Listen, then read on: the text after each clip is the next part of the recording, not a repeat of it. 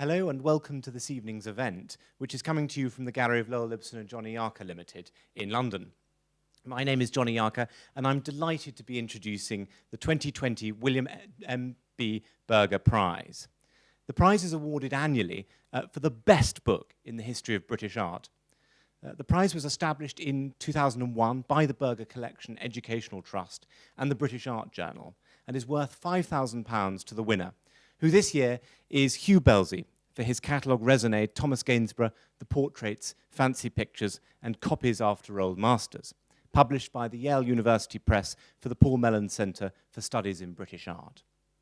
The prize is assessed by a panel that this year included James Hamilton, Kate Hurd, Alexander Marr, John Wilson, Catherine Berger, myself, and the editor of the British Art Journal, Robin Simon, who is here this evening with Hugh Belsey to tell us more about the book and to be in conversation to discuss the extraordinary journey that Hugh took in preparing the catalogue. Now, I just want to make one housekeeping point before passing over to Robin, and that is to say that in about half an hour, we shall be taking some questions via slido.com. So can I please encourage you all to take part and send over your questions. You just need to log on to slido.com, the website, where you'll need to add the code 919 to take part. But we look forward to receiving your questions. So without further ado, let me pass you over to Robin. Thank you, Johnny. I must start by congratulating the other authors and their publishers on the 2020 shortlist. They are in alphabetical order: Louise Campbell for Studio Lives, Architect, Art and Artist in 20th Century Britain, published by Lund Humphreys; Caroline Elam, Roger Fry and Italian Art, published by Ad Illissum and the Burlington Magazine, distributed by Paul Hoberton; Elizabeth Goldring for Nicholas Hilliard, Life of an Artist, published by Yale University Press for the Paul Mellon Centre for Studies in British Art; Carol Jacobi, the EY exhibition, Van Gogh and Britain, published by Tate Publishing; and Sarah Lodge for Inventing Edward Lear, published by Harvard University Press. It was an outstanding shortlist, and here is indeed the winner, Hugh Belsey. Many congratulations, Hugh. Thank you very much indeed. I must admit, this is your massive tome, and it really is. Don't pick it up unless you're in Really seriously good physical condition. I'm happy to say I've never had to compile a catalogue raisonné. Is it daunting, exhilarating, exhausting, all three? It's probably all three. It's daunting at the beginning, but I kept on saying, how do you eat an elephant? And slowly munched my way through it, I suppose, yes. Did you have to travel huge distances? I mean, presumably you want to try and examine almost every picture. Yes, so I did actually. I mean, I'm a deeply sad person you are if you've completed a book like this, I suppose. So I did calculate recently that I've seen 76% of the pictures that are included in that book. So that's about 700-800 works. And I always found that that's what kept me going. I like looking at pictures, and so it is quite a thrill to go and see them, really, after you've known them from reproduction. There must have been some nice surprises and perhaps some serious disappointments, I'm guessing. Yes. Fewer disappointments, I suppose. I suppose what I was surprised about was the number that were overpainted, very often by Gainsborough, that females especially would want to have the costume updated, not their face, their costume updated, so that it would seem a little bit more current. Yes, and there are some famous examples of that. Yes, there are. The Yorks at Erddig, I seem to remember, there's in that case, a male portrait, I think. A male portrait of Mellor, who, I think that this was rather a complicated reason for doing it. He'd bequeathed the house to his nephew, who sat to Gainsborough. He had just been widowed, so he's in black, whereas the uncle was in a bright red coat of about 1710, probably a Charles Jervis. And so I think that there was probably some idea that you should get rid of that red. So he became, he returned to his lawyer roots and he was painted in black with a good full bottom wig as though he was about to cast sentence. But Gainsborough himself would sometimes repaint. He did that. Yeah. He did yes, that he did that. And, yes. and I think the Bayern family would be another good example. That's another example. Yeah. Yes. He generally didn't let anyone else play around with these things if he was given the opportunity. Exactly, and I suppose that's something rather significant about Gainsborough, in that Reynolds remarked that he was unusual in forming all the parts of his picture together. Yes. And so he liked to work on his own. Yes. He had a sort of I always think he must have been a rather feckless studio assistant in the form of his nephew, Gainsborough Dupont. I may be being unfair to him.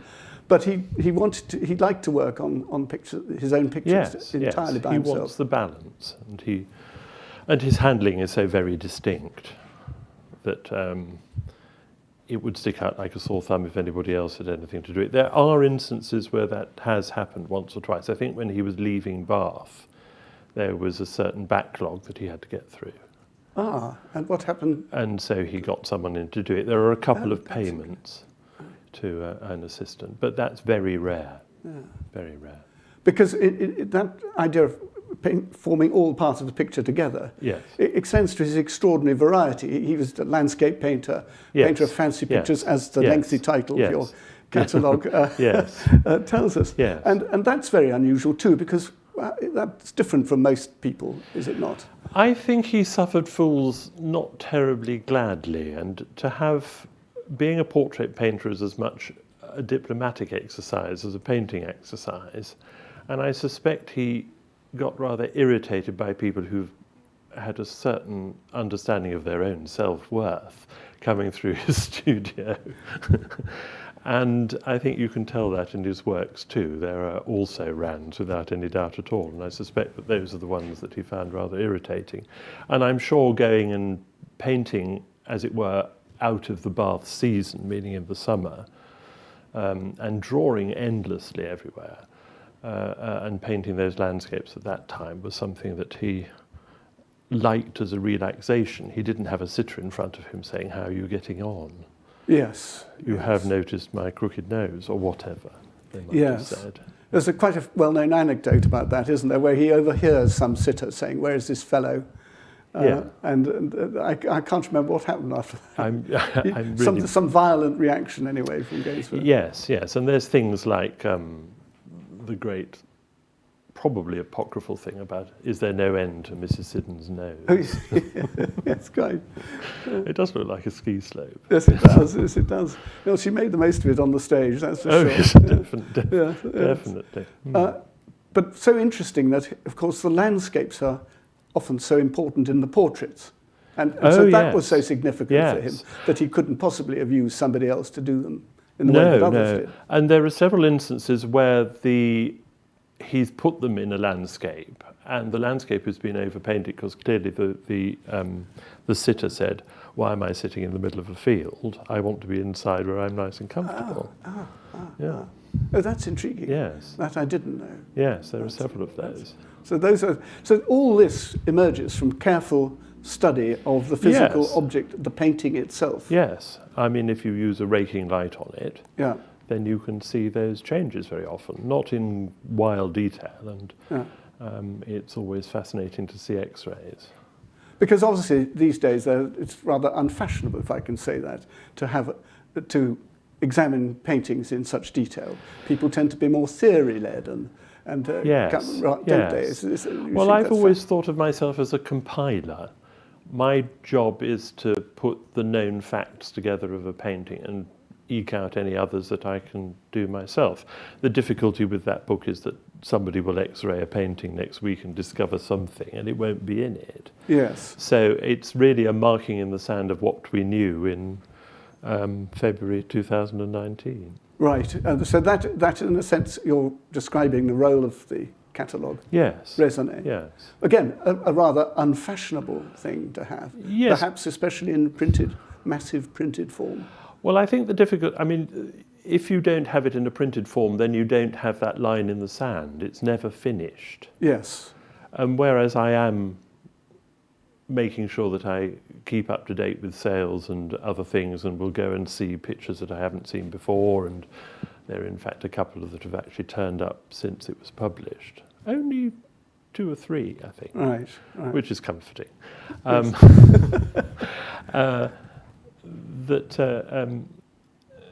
That it's still a sort of, it's a finishing point, really. Yeah. And I mean, another aspect of this examination of paintings with great care at first hand, in the case of Gainsborough, you have an extreme example of the phenomenon of style.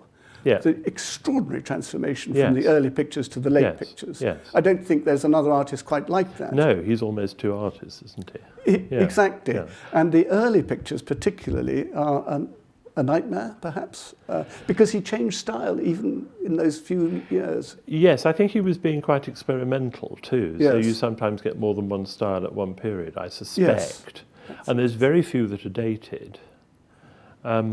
I hope I've got it right now, but unless something extraordinary turns up. I mean, the other difficulty with Gainsborough, unlike many of his contemporaries, is that there's remarkably few dated examples and indeed very little documentary evidence. Yes, I suppose that's right. There must have been a skip put outside Schomburg House, I imagine, and Mrs. Gainsborough and Dupont just filled it with all the sitters' books. There must have been sitters' books. There must have been, Yeah. yes. And especially because presumably, well, Mrs. Gainsborough perhaps ran that side of the business, did she? Yeah. Yes. Yes, and I think she was...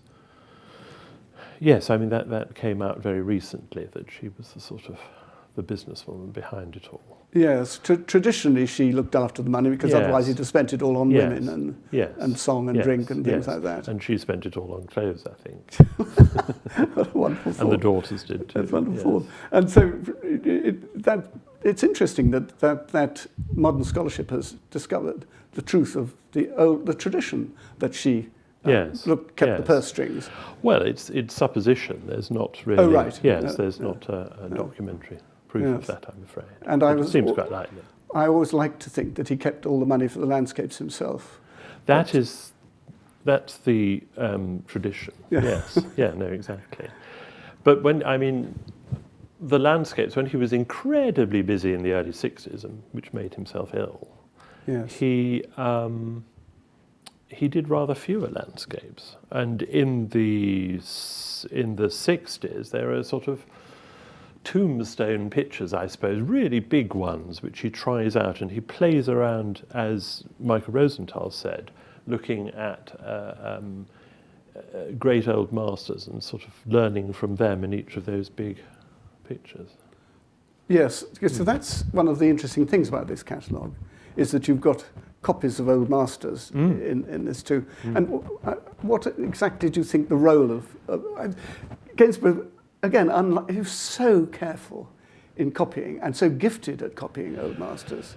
But they weren't done in a slavish way. I think if you make a copy of an old master, then you're wanting to learn something from it. And occasionally he doesn't quite complete anything. So he's obviously learned as much as he wanted to.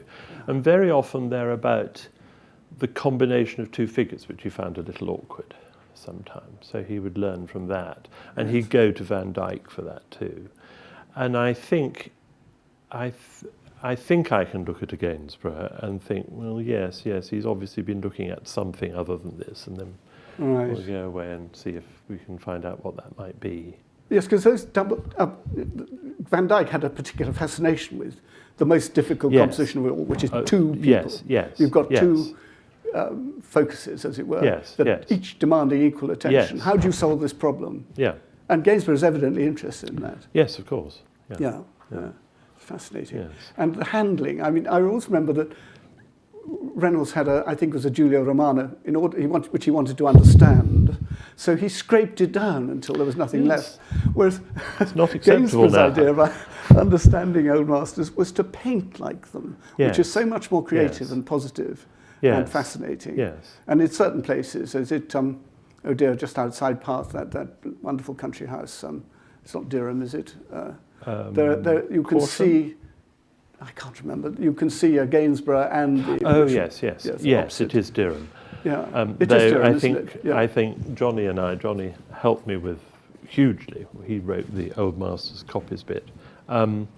We've decided that we're not going to have that as a Gainsborough.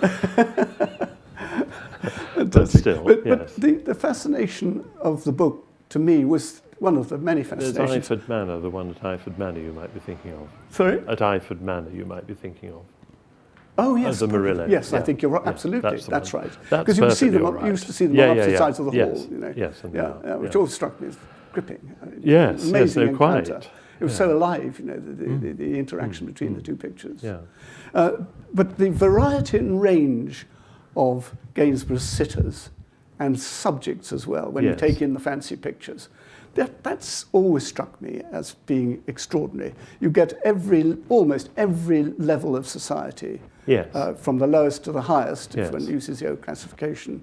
And then when you take in the fancy pictures, you have the rural poor, or the rural rich indeed, depending. And I wondered, it just struck me looking through the catalogue, this is such an odd thing. He really didn't spend much time in London when you look at his entire career, about a third of his life, perhaps a quarter, rather than the amount you might think.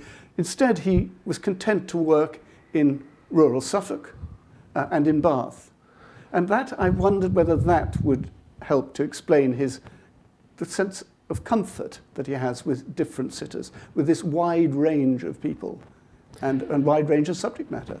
Yeah, I think the most successful of his portraits are the least pompous. Yes. As soon as he gets pompous, then they become silly. Yes. Really. Yeah.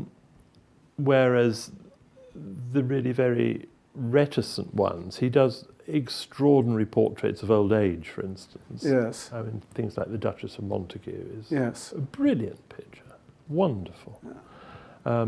And he was interested in that at a very early age, wasn't he, in Sudbury, where he grew up. He seems to have been fascinated by various individuals who caught his attention. Yes.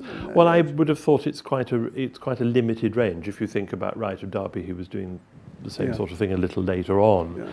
Then he would just stay in the centre for a couple of years, really, whereas Ipswich didn't quite come up with too many or quite as many places. It was a much more intriguing town then than it perhaps is now. Of course, we're very lucky that Gainsbourgs House, the house he grew up in, still survives. I mean, you were curator of Gainsbourgs House in Sudbury for some time. Yes, 23 long, difficult years, yes. Indeed, and I'm delighted to say there are very exciting things going on there, and we've actually got a video which we can show everyone from Mark Bills, the director of Gainsbourgs House at the moment, who's taking through the plans for a new regional centre for fine art. Yes, yes, he is. Yeah. Which would be very interesting to see. My name is Mark Bills. I'm director here at Gainsbourgs House, and I'd like to offer my wholehearted congratulations to Hugh Belsey for his winning of the Berger Prize this year. Great news, great for Gainsborough, great for Hugh, because Hugh's been working on, of course, Gainsborough for many, many years. In fact, he started his work here at Gainsbourgs House, where he was here for over 20 years. And the foundations of his work were, very much set here. So it's been about over 16 years since Hugh's left, and of course, Gainsbourgs House has gone through an awful lot of changes. We had quite a longish fallow period, but recently we're rebuilding again, which is fantastic news. Hugh, whilst he was here, collected enormously for the house, and that's something we've been able to do again, picked up the momentum of the kind of acquisitions that we've got here. But also face what it has always been the major problem for Gainsbourgs House, which is one of space. Because if we really want to deliver in terms of exhibitions, in terms of display, in terms of education, in terms of being a resilient organisation that's really up there to be able to do, to deliver what we need to deliver for the region too, then the only way we could do that with more space, because we're in now in the childhood home of Thomas Gainsborough, where everything happened, education, exhibitions, staff worked here. We were all in this rather small house, and that was really the hindrance. So we have worked on a major project, which has been over the last 7 years, where a 3-storey building is built outside, and the house itself is being redeveloped. that really allows Gainsbourgs House to flourish and to do the things that we have an ambition to do. Because the three aims of the project is about better deliver our mission, that we become a sustainable organisation for the future, and that we have an impact on the town and the region. Those are the three things that this project is all about. And by having new galleries and education spaces being built, purpose-built, which we need, where else can we show full-length Gainsborough? Very difficult to do that in this house. What it allows the house to do is to be more of a house, to have that wonderful context of a domestic setting, to show some of Gainsborough's works, but also contextual works, to really explore the artist's world, and for the house to be a house, to make that historic house experience something much more. So it gives us for the first time the opportunity to do that, just as a new building allows us to show Gainsborough within the context of an art gallery. I'm now studying the new galleries that we're creating here at Gainsbourgs House in the ground floor. Now, the height of these spaces are important in this one and the temporary exhibition galleries, which you can see behind me. Because, as I said, one of the major issues is we couldn't show full-length Gainsboroughs. So now this room here is the Gainsborough Gallery, which will be just devoted to showing works by Thomas Gainsborough, which will be from our own collection, but also major loans too. And the fantastic thing about this space as well, we're having silk created especially for it and given by the town, because Sudbury, of course, is the centre of silk industry in Britain. And so we're having these wonderful rich damasks to show Gainsborough against in this space. Then further down here we have the Timothy and Mary Claude temporary exhibition gallery, where we can show major exhibitions. One of the great frustrations about Gainsbourgs House is not to have those reciprocal exhibitions.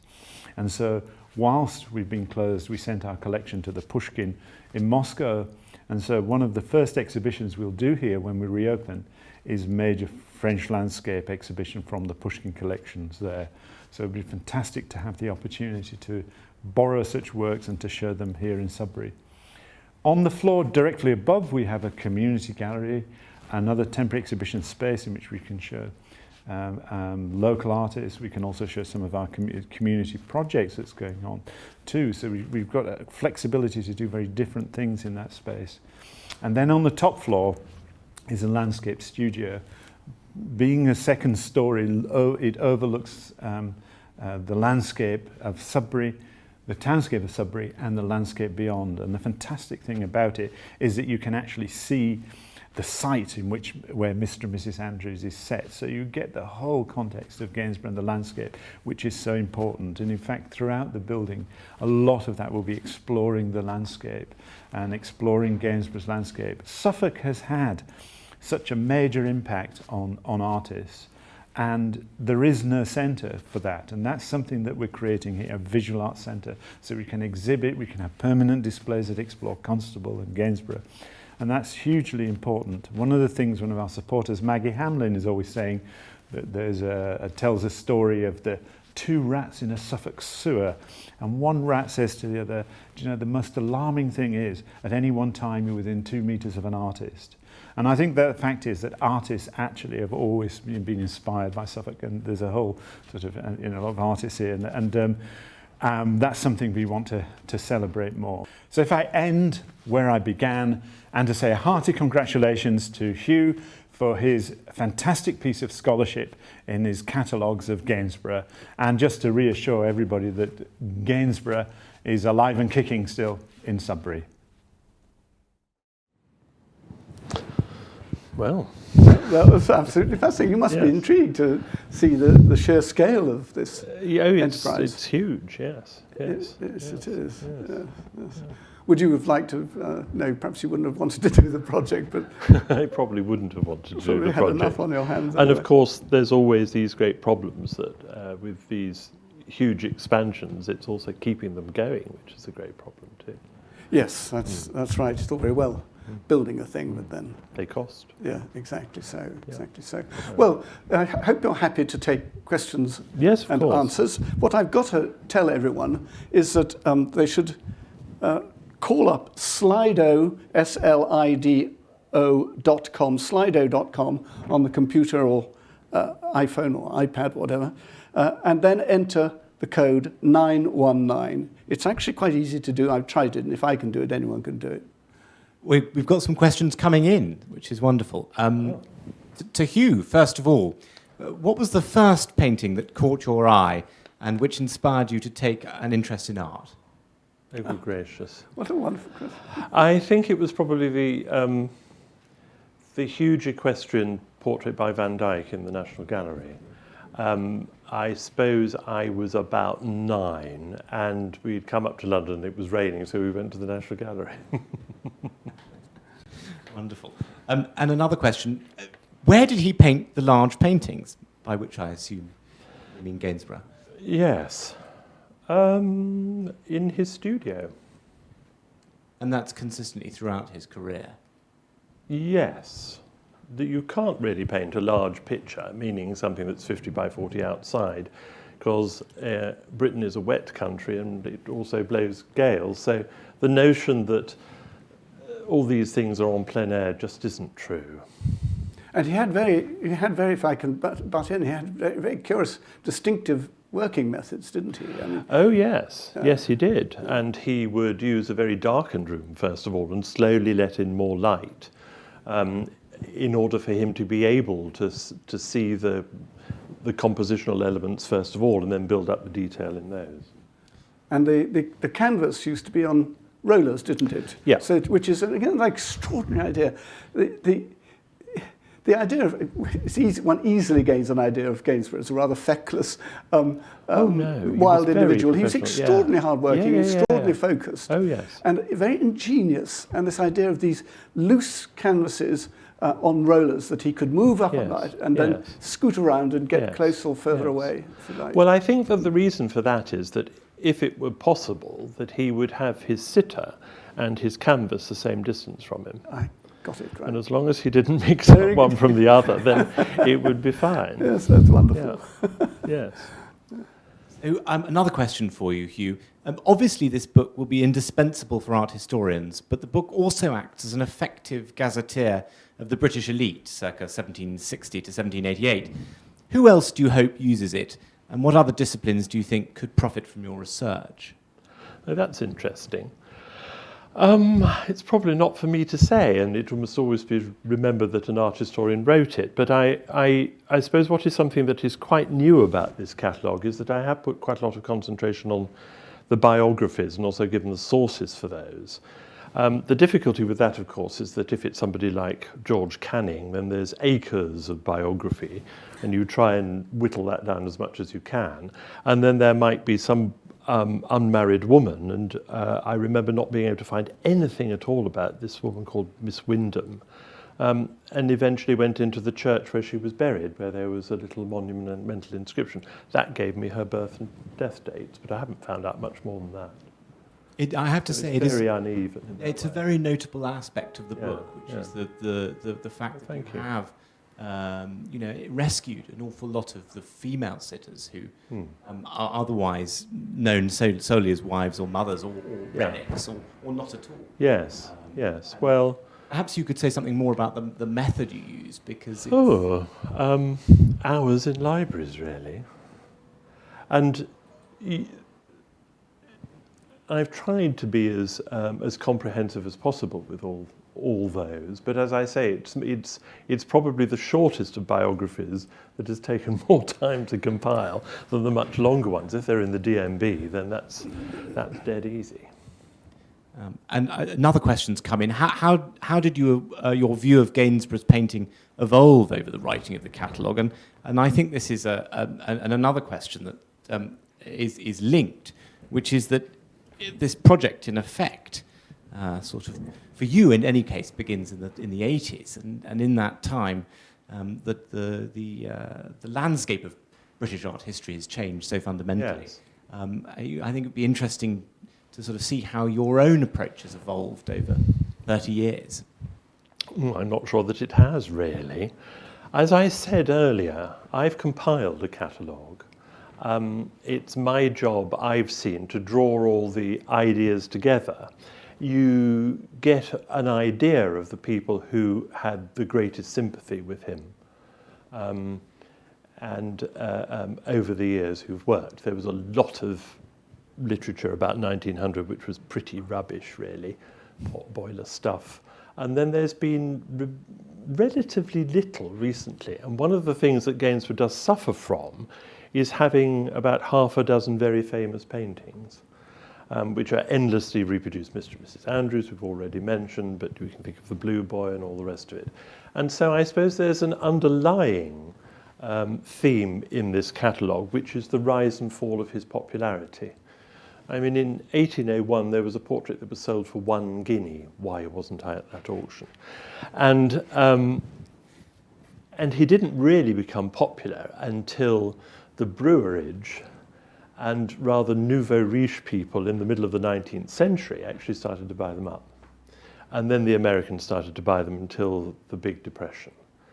So there's an awful lot in America. Many of them have disappeared into private collections and suddenly crop up in auctions. And then we've been much keener in Britain because we just couldn't believe the price that they were going from. So the National Gallery was very bad at buying anything important until the 50s, really. They had their focus much more on Italian pictures at the time. And in that time, it's the sort of Mr. and Mrs. Andrews picture that's got going. But there seems to have been a push really to the grander later ones for the last 20 years, I suppose. And I can't think of another artist whose fame has gone up and down like a roller coaster, really.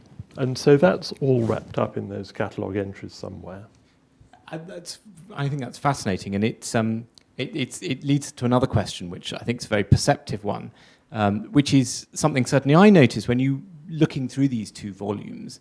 The breadth. I mean, there's Gainsborough is prolific, and there are an enormous number of pictures included. And a corollary of that is that he had off days.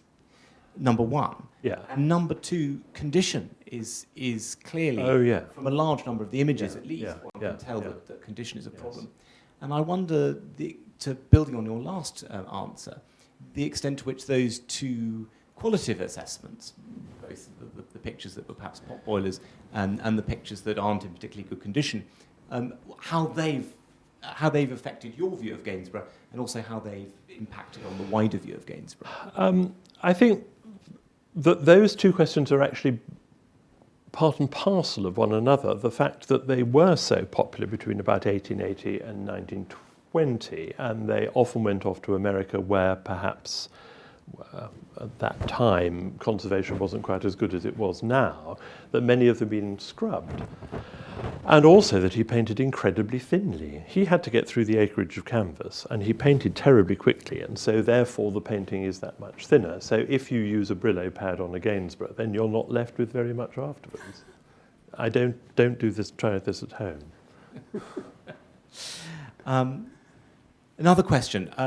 The book includes nearly 200 works newly attributed to Gainsborough.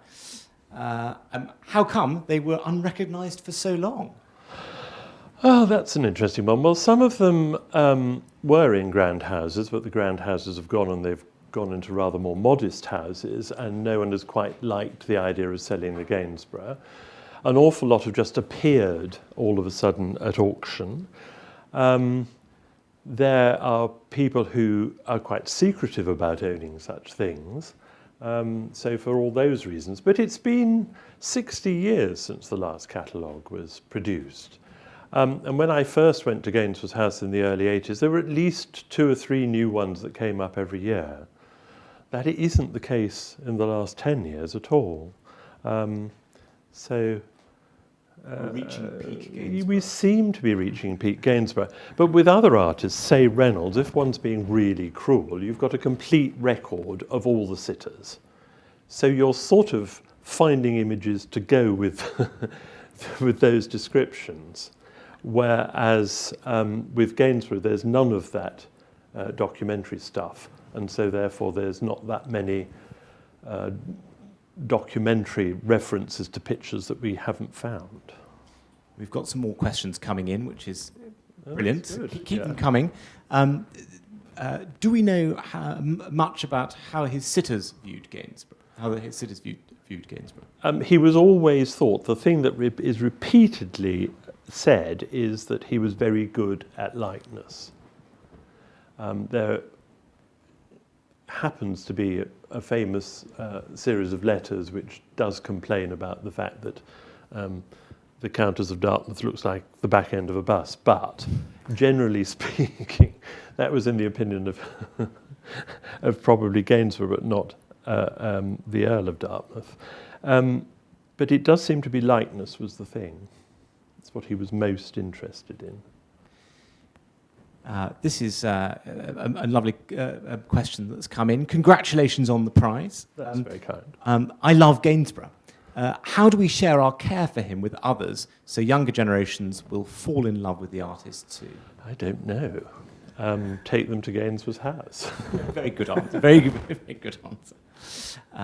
And I suppose this is a question to both of you that's just come in, which is that printed catalogue raisonnés are under so much pressure. They're unfashionable in the academy, prohibitively expensive projects for publishers, and increasingly being replaced by online resources.